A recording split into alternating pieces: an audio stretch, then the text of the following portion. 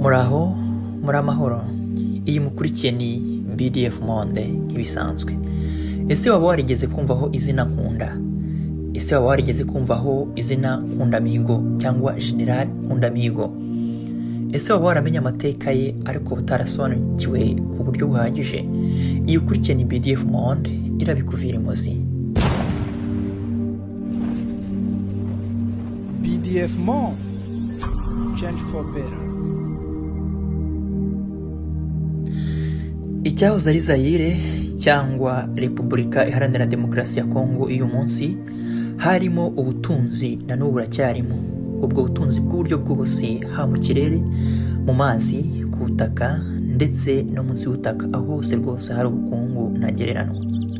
Iki gihugu gituwe n'amoko menshi cyane, hafi ya yose agira indimi zihariye. Ahanini kubera imiterere y'iterambere risa n'iritazigera rinabaho bitewe n'imiyoborere yaho ishingiye kwigwizaho imitungo ku bayobozi b'inzego za leta itagira gahunda ihamye y'icyerekezo cy'igihugu. Ubusanzwe abantu bamenyana kubera kubonana ndetse no kubana bitewe n'impamvu zitandukanye, ariko iki gihugu cya Repubulika Iharanira Demokarasi ya Kongo ni igihugu kirangwa n'umwijima n'ubwigunge bw'abaturage bataziranye kubera kutagira uburyo bubahuza ari bw'imihanda. Aho rero muri ayo moko y'uruhuri ariko ataziranye, hafi ya buri bwoko bwiturira mu karere ukwabwo ntibuhure bitewe no kutagira imihanda. Ubwoko bw'Abatutsi, bumwe mu moko menshi ariyo, ubwo bwoko bubarizwa muri Kivu y'Amajyaruguru, havutsemo abagabo benshi, nubwo Abatutsi ari bumwe mu bwoko bwa Nyamuke. Muri bo havutsemo umugabo witwa Mihigo, abyara abana benshi, ariko umwe muri bo we w'imfura amwita Nkundamihigo. Mu mwaka w'1996 uyu mugabo ku mpamvu z'intambara yibasiye akarere k'iburasirazuba bwa Repubulika Iharanira Demokarasi ya Kongo, by'umwihariko ubwicanyi bwibasiye ubwoko bw'Abatutsi, uyu mugabo nawe yaje guhunga nk'abandi bose ku mpamvu z'intambara. Uyu mugabo Nkundamihigo yize amashuri, asoza icyiciro cya mbere cya kaminuza mu mujyi wa Kisangani. Agarutse iwabo aba umwarimu ndetse akora no muri Croix Rouge. Muri icyo gihe ubwo Nkundamihigo yahungiye mu gihugu cy'u Rwanda mu 1996, ubwo u Rwanda rwari ruri gutegura intambara yo gutera igihugu cya Repubulika Iharanira Demokarasi ya Kongo icyitwa Zaire. Nibwo yajyanywe mu gisirikare avanywe mu nkambi y'impunzi mu gace ka Gako muri uwo mwaka w'1996. Aho niho hatangiye inyigisho za gisirikare, ubwo zari mu mpera z'uwo mwaka. Nkundamihigo rero yari umuhanga, yari intyoza, yari asobanutse mu ndimi nyinshi, agirwa umwe mu bayobozi babo bigishwa. Bize igihe gito cy'amezi agera muri 2, biga kurashisha imbunda ziciriritse, basoza ibyigisho bya gisirikare by'ibanze ku rugamba rwatangiye muri Kivu y'Amajyepfo ndetse n'Amajyaruguru.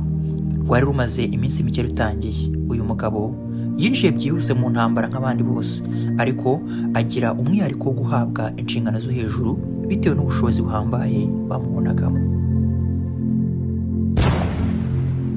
Uyu mugabo Nkundamihigo, cyangwa benshi bakunze kwita Nkunda, kuko nabivuzeho haruguru, yagizwe umuganga w'abasirikare, hanyuma y'igihe gito agirwa ushinzwe bya politike mu gisirikare.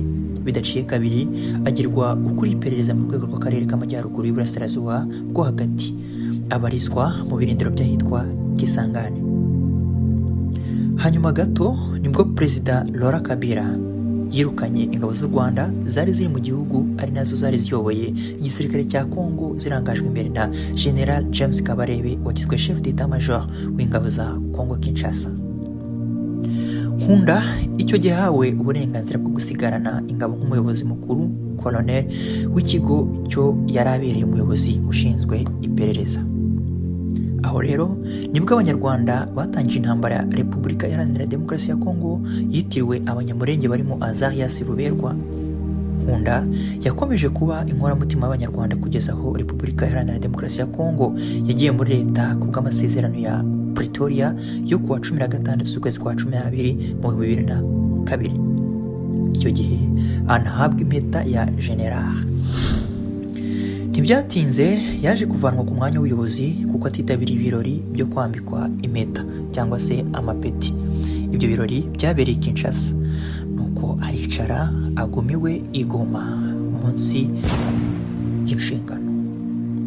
General Laurent Nkunda Mihigo yari yicaye nta kazi agira, ariko yakundwaga anubahwa n'abasirikare bose. Nyuma y'igihe rero kitari kirekire, General Nkunda yaje kwerekeza mu Bwiza, atangira guhugura abantu ibijyanye n'igisirikare ndetse na politiki. Abantu benshi baramuyoboka, baramukurikira rwose. Aho ni naho yashingiye ishyaka rya politiki rifite umutwe wa gisirikare awita CNDP cyangwa Congrès National pour la Défense du Peuple, ahagana mu mwaka wa 2006. Tariki 22 z'ukwezi kwa mbere nibwo General Nkunda Mihigo yatawe muri yombi mu kiswe Operation Umoja Wetu.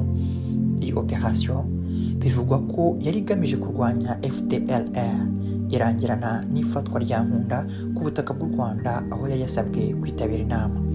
Nyuma y'ifatwa rye kandi ni nabwo CNDP yagiye muri leta cyangwa se yihuje n'ingabo za leta ku masezerano yo kuwa 23 ukwezi kwa gatatu mu mwaka wa 2009.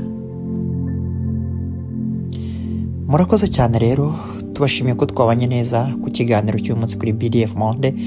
Tubashimira kenshi kandi ko mukomeze kudukurikira no kubana natwe mu biganiro bya buri munsi. Murakaramba. Iyi yari BDF Monde.